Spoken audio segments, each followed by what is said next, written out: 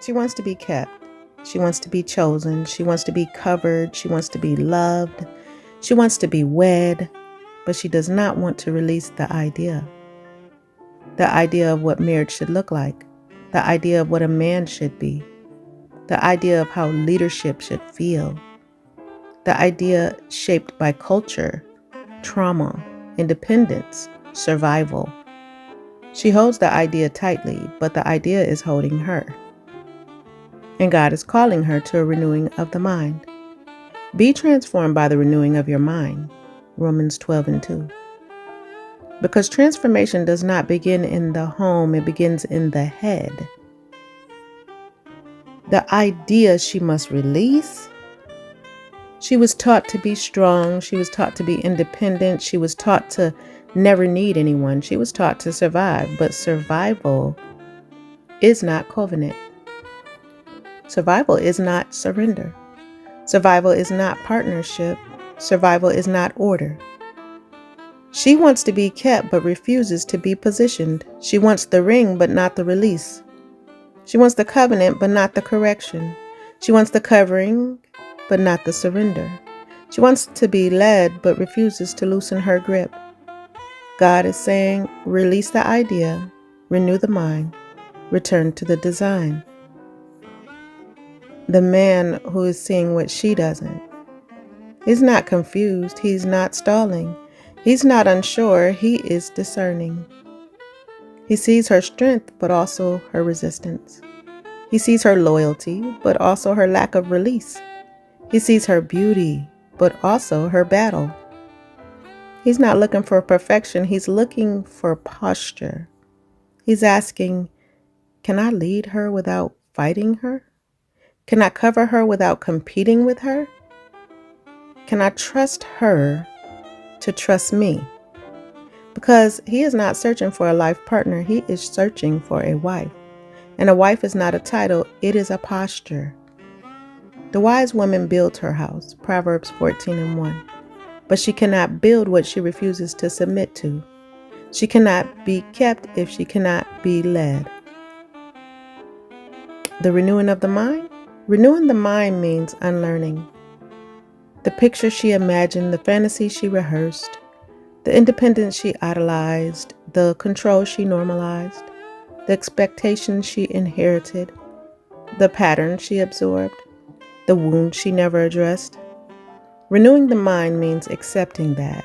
Strength is not leadership. Silence is not weakness. Submission is not slavery. Order is not oppression. Covenant is not convenience. Marriage is not a picture, it is a process. A refining fire, a sanctifying work, a divine alignment. Except the Lord build the house, they labor in vain that build it. Psalm 127:1. If God is not the architect, the structure will not stand. To be kept is not to be controlled. To be kept is not to be diminished. To be kept is not to be silenced. To be kept is to be covered, protected, led, honored, cherished, partnered, positioned, aligned. To be kept is to be held in God's order. But God's order requires God's mindset, and God's mindset requires a renewing of the mind. Because a woman cannot be kept while holding on to the idea that keeps her from being kept. Many marriages fail not because love died, but because the idea lived. The idea of perfection, ease, fantasy, the idea of how it should be. People marry the picture but abandon the process. They want the wedding but not the warfare. They want the ring but not the refining. They want the covenant but not the crucifixion of self. But covenant is not fragile. Egos are. Expectations are. Pictures are. What God has joined together, let no man separate. Mark 10:9. If God authored it, storms cannot end it. Offense cannot end it. Immaturity cannot end it. Seasons cannot end it.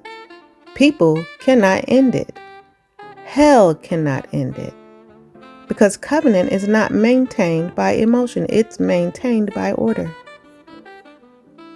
So, woman of God, release the idea, renew the mind, return to the posture. Because being kept is not about being chosen, it is about being ready. Ready to be led, ready to be covered, ready to be aligned, ready to be transformed, ready to be renewed. Kept is not a status, it is a surrender. Releasing the idea is not a loss, it is a liberation. A renewing of the mind is not a suggestion, it is the doorway to covenant. This is the shift, this is the turning. This is the autopsy of the idea of the birth of the posture. This is kept, releasing the idea, a renewing of the mind.